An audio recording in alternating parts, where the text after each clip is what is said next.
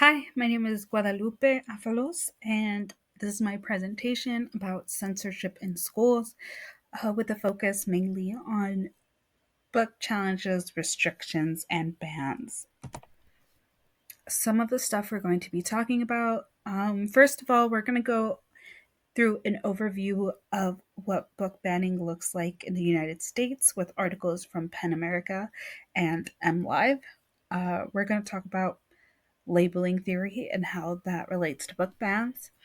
We're going to be using two op eds to talk about concerted cultivation versus achievement of natural growth. And we're going to talk about how functionalism and conflict theory relate to book bans.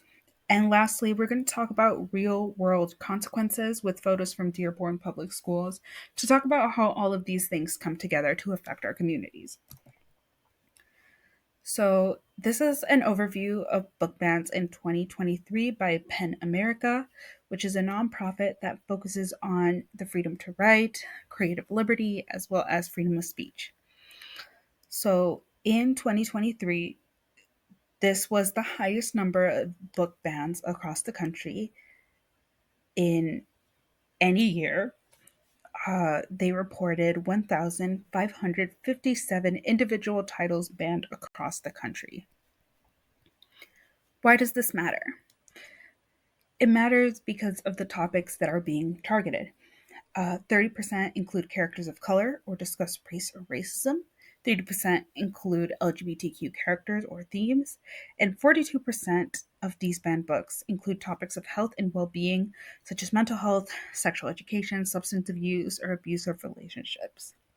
So these are very specific topics that are being targeted by schools for book bans. This is also happening in our own communities and in Michigan. There are 16 banned books statewide, especially in Davison Community Schools and Dearborn Public Schools, which we will talk about later. These shown here are some of the books that are banned across the state and some of the words that were used to describe books in the articles that are in my artifacts as well as the op eds. What does this matter, right? So, labeling theory matters a lot. When we use these words to put labels on books with certain topics, that affects how students see themselves. So, let's talk about that. So, what is the label?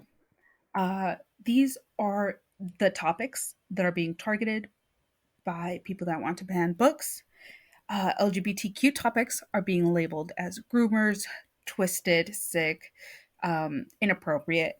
All sexual conversations are deemed obscene and inappropriate. And every Black and brown character is deemed as playing the victim.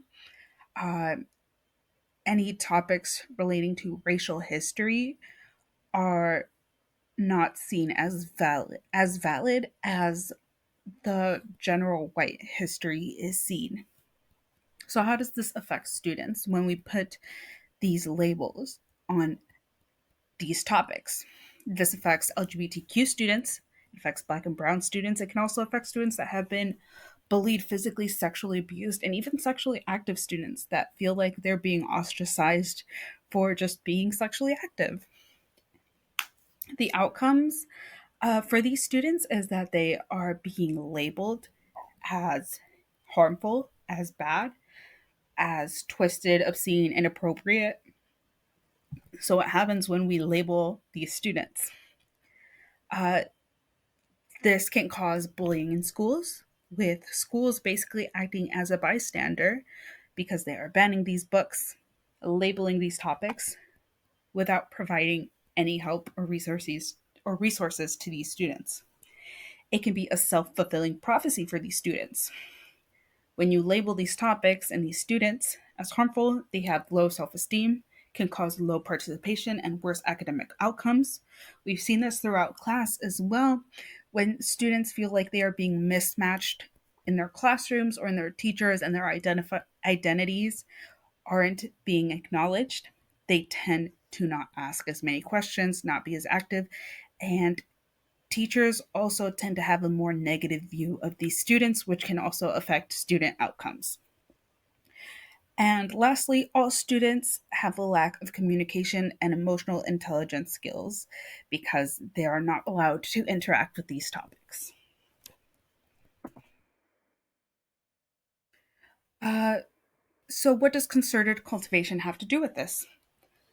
In this op ed, David L. Olin writes about his experiences with the open shelf policy, how he, as a child, was allowed to read anything that he could grab, and mentioned that it promoted self advocacy and allowed him to have big conversations about bigger and more complex topics. He said that it promotes curiosity, self knowledge, possibility, and inquiry. That's a quote from his op ed. Uh, the concerted cultivation that I see here is the idea of student self advocacy, allowing students to make their own decisions about what they want to interact with, as well as promoting conversations of complex topics between children and adults. Concerted cultivation allows children to have these difficult conversations, and it necessarily promotes language use around children. So, by that, an open shelf policy and allowing children to read whatever books they want is necessarily a form of concerted cultivation. On the other hand, achievement of natural growth can be seen on the pro book banning side. In this op ed by Juliana Frandl, she talks about protecting innocent kids from sexually explicit, inappropriate content, and racial indoctrination. She specifically here is talking about protecting kids from critical race theory and how that may be harmful for young white children.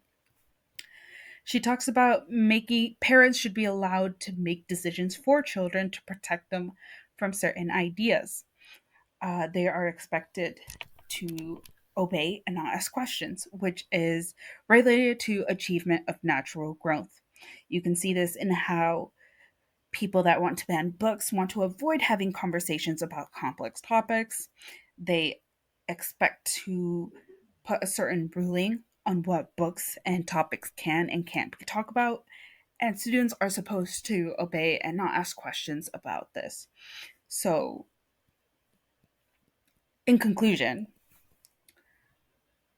book banning is basically a part of achievement of natural growth as parents try to make decisions for children and avoid having conversations with them. Moving on. How does this relate to functionalism versus conflict theory? On one hand, functionalist theory believes that schools teach students the skills necessary to perform roles in society. Functionalist theory believes that schools use a system of meritocracy to promote innovation and change. We can see this when schools use a variety of tools, even inappropriate books, to teach life skills like language, communication, critical thinking, and debate skills. The students that are able to use these tools are able to learn these skills to use later in life. That is how functionalism works. On the other hand, book banning under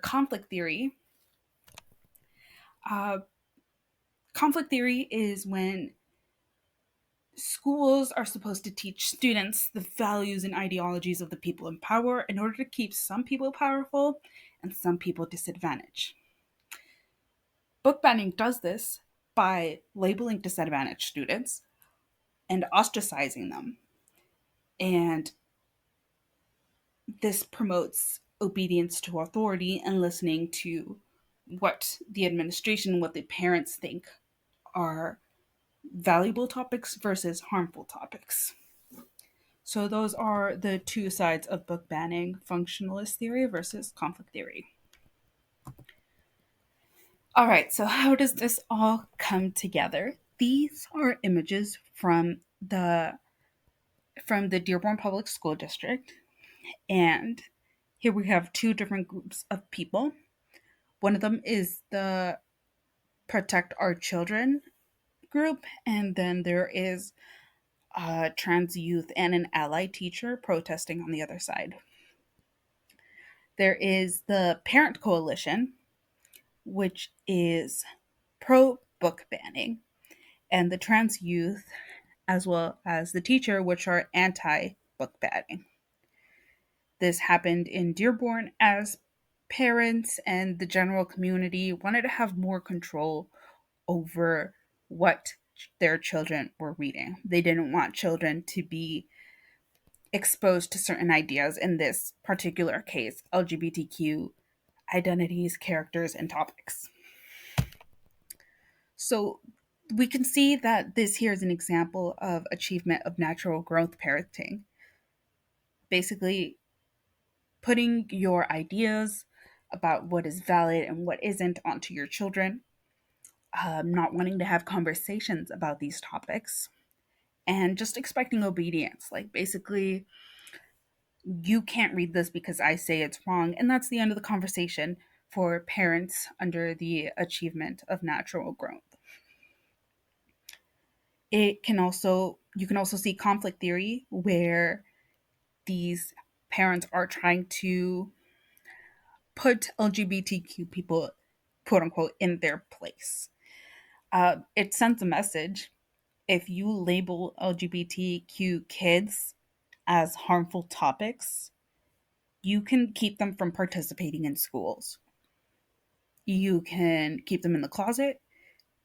You can basically push them away from succeeding in schools, which keeps them at a disadvantage in comparison to their cis straight peers, which is the dominant ideology that these people want to keep in place. So, under conflict theory, we are keeping these disadvantaged youth disadvantaged and keeping the dominant ideology in power. So, we can see that happen here in this protest. I Another thing to mention on how labeling theory really has real world consequences is that well, not all the parents, but this group of protesters was seen throwing insults at the trans youth that had mentioned that they were bullied in school, that they did not feel comfortable in school. So the labeling that happens at home with these parents and their achievement of natural growth, avoiding conversation and putting labels on things like trans identities can affect real trans youth in schools, can make them cause them to be bullied, can cause them to feel afraid, and cause negative outcomes in their academic and social life. Um, so that was a snapshot of a real protest that happened in our community, and this is continuing to happen nationwide. And I think it's important to think about these topics as we think about labeling uh, parenting styles and conflict theory versus functionalist theory. But to conclude, achievement of natural growth promotes book bans as a way to avoid conversations and questions from children about complex topics like gender, sex, and race. Labeling books with certain identities as harmful promotes bullying.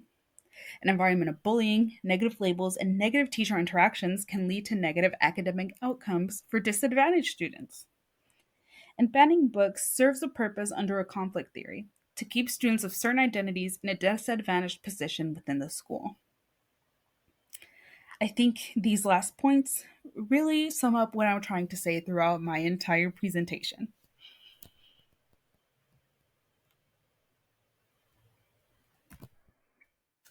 Lastly, these are my artifacts used. Feel free to take a look. Thank you so much for listening. Have a great day.